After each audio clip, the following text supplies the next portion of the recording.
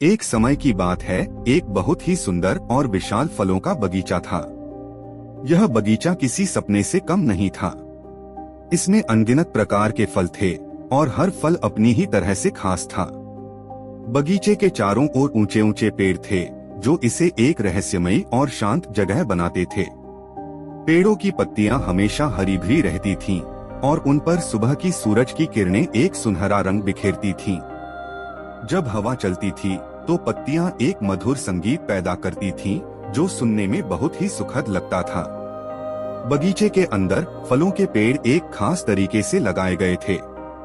हर पेड़ को पर्याप्त जगह मिली हुई थी ताकि वह खुलकर बढ़ सके और ढेर सारे फल दे सके। पेड़ों की डालियां फलों के वजन से झुकी हुई थीं और ऐसा लग रहा था मानो वे हमें अपने पास बुला रही हों।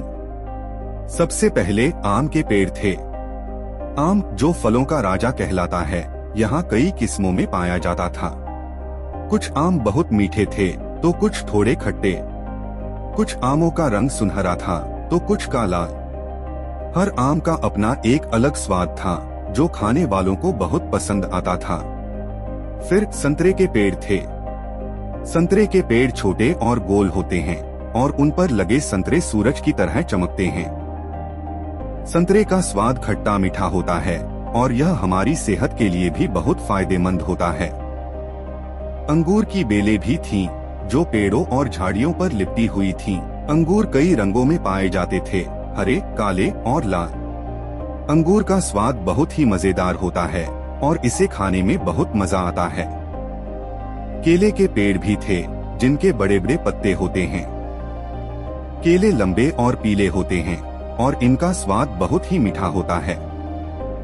केला एक ऐसा फल है जो हमें तुरंत ऊर्जा देता है।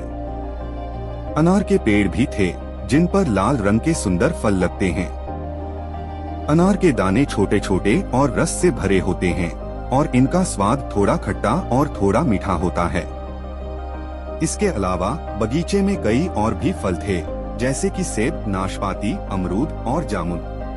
हर फल का अपना एक अलग समय होता था जब वह पकता था और खाने के लिए तैयार होता था। इसलिए बगीचे में हमेशा कोई न कोई फल होता था जिसे खाया जा सकता था।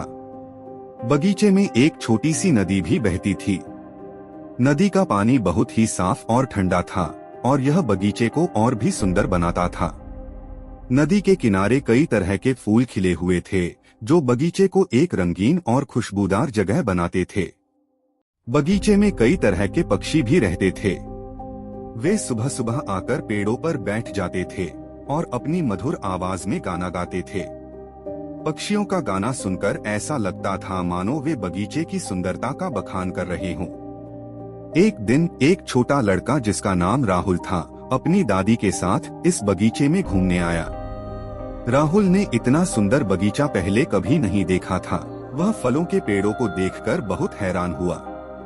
उसने अपनी दादी से पूछा, दादी जी, यह बगीचा इतना सुंदर कैसे है? दादी जी ने मुस्कुराते हुए कहा, यह बगीचा प्रकृति का एक अनमोल उपहार है। यहाँ हर चीज अपने आप उगती है और हम बस इसकी देखभाल करते हैं। राहुल ने बगीचे में घूमते हुए कई तरह के फल खाए। उसे हर फल का स्वाद बहुत पसंद आया। उसने आम, संतरा, अंगूर, केला और अनार सब कुछ खाया। शाम हो गई थी और राहुल और उसकी दादी को घर वापस जाना था। राहुल ने दादी जी से कहा, दादी जी, मैं इस बगीचे को कभी नहीं भूलूंगा। यह मेरी जिंदगी का सबसे सुंदर दिन था। दादी जी ने राहुल को गले लगाया और कहा, मुझे खुशी है कि तुम्हें यह बगीचा इतना पसंद आया। हम यहाँ फिर आएंगे। राहुल ने बगीचे को अलविदा कहा, लेकिन उसका दिल अभी भी वही था। वह जानता था कि वह इस बगीचे को हमेशा याद रखेगा। यह बगीचा एक ऐसी जगह थी जहाँ प्रकृति अपनी पूरी सुंदरता के साथ मौजूद थी।